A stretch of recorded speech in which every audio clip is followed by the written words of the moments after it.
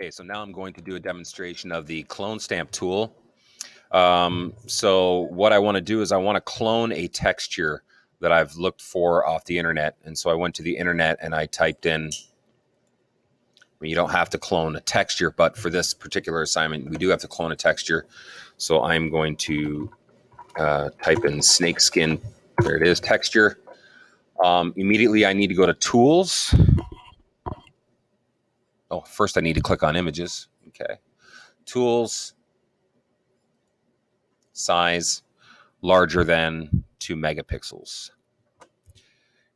And then to save, make sure that you click and then click view image. Don't try to save as from here. Click view image and then you save from the last screen. Right click, save as.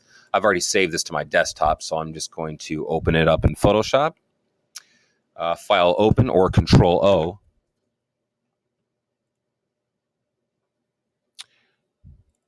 And there's my snakeskin texture that I have. And I'm just going to pull this off and I'm going to zoom out a little bit so I can put it right next to my picture. I'm going to move my toolbox over here and I'm going to take the lock off by clicking the lock once. Okay, so I want to clone this snakeskin texture on top of the fire. I'm going to do that on a separate layer, but I want to clone only inside the shape of the fire. So I need to select the fire, hover your cursor over the thumbnail and press Control click and make a new layer. Remember, we need to title our layers, so I'm going to title this Clone Stamp Tool, or you can title it Clone Texture or just Clone.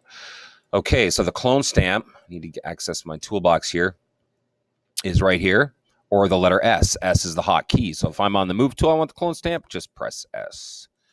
Clone stamp, and it acts like a actual brush. So side by side, texture here, the area blank layer, ready to clone.